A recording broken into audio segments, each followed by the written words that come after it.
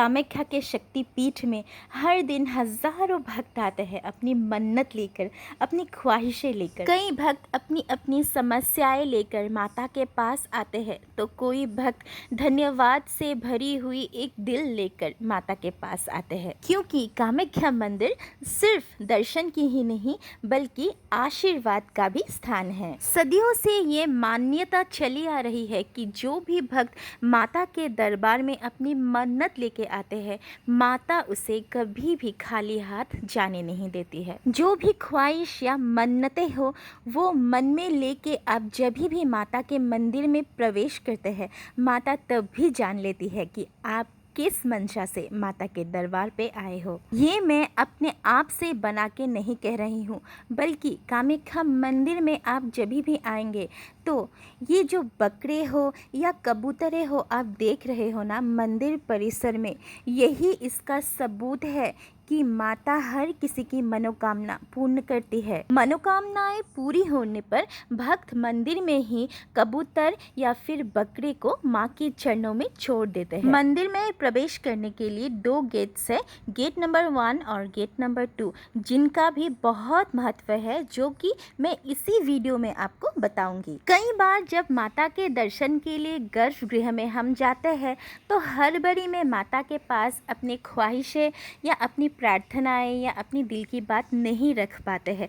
तो गर्भगृह के बाहर में एक स्थान है जहाँ पर भक्त आके माता के पास अपनी दिल की बात रखते हैं, और वो स्थान कौन सा है वो भी मैं आपको इसी वीडियो में बताऊंगी। तो अंत तक ज़रूर बने रहे, और चैनल पे नए आए हैं तो चैनल को सब्सक्राइब करना बिल्कुल भी ना भूलें। यूँ तो आप माता से जहाँ भी हो ना वहीं से ही कनेक्ट हो सकते हो, लेकिन लोग मानते हैं ऐसा कि कामाख्या मंदिर में कुछ खास ऐसी स्थानें हैं जहाँ पर जाके माता के पास अपनी दिल की बात रख सकते हैं।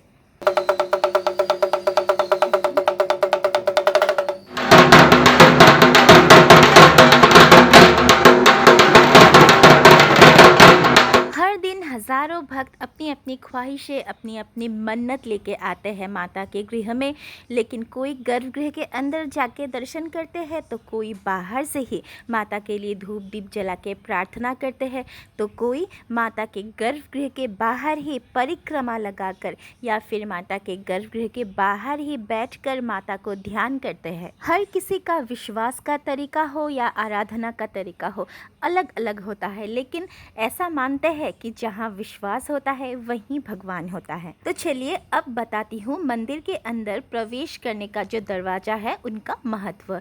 ये है गेट नंबर 1, और गेट नंबर 1 को सुख और समृद्धि का द्वार माना जाता है, और इसीलिए गेट नंबर 1 के पास बैठकर भी लोग माता की ध्यान आराधना करते हैं। और ये है गेट नंबर 2, और गेट नंबर 2 को मोक्ष का दरवाज़ा माना जाता है। लेकिन अभी गेट नंबर 1 और गेट नंबर 2 को बंद ही रखा जाता है, क्योंकि अभी दर्शनार्थी बहुत ही ज़्यादा संख्या में आने से लाइन को अलग से कर दिया है। लेकिन कई भक्त गेट नंबर 1 या फिर गेट नंबर 2 के बाहर ही बैठकर माँ की आराधना करते हैं या फिर परिक्रमाएं भी करते हैं। माता की संध्या की आरती की थाली भी इसी गेट नंबर 2 से ही निकल के आती है, और भक्त उसी आरती की थाली से आशीर्वाद भी लेते हैं। कामाख्या माँ के मंदिर में माता के साथ साथ 64 योगिनियाँ, जो कि माता का ही स्वरूप मानी जाती है, उनकी भी पूजा होती है। और ये जो मूर्तियाँ आप देख रहे हैं यही 64 योगिनियों की मूर्तियाँ हैं, जो कि कामाख्या मंदिर के गर्भगृह के बाहर के हिस्से में खोदित है। कहा जाता है कि ब्रह्म मुहूर्त में सुबह 4 बजे इन योगिनियों की ही प्रथम पूजा होती है, उसके बाद माँ कामाख्या की पूजा होती है, और फिर सुबह 8 बजे मंदिर का मेन दरवाज़ा खुला जाता है भक्तों के दर्शन के लिए। वीडियो के अंत तक बिना स्किप किए देखते रहिए, क्योंकि इसी वीडियो में आपको कामाख्या मंदिर से जुड़ी हुई ऐसी बातें बताने वाली हूँ कि आपने कहीं ना सुनी हो।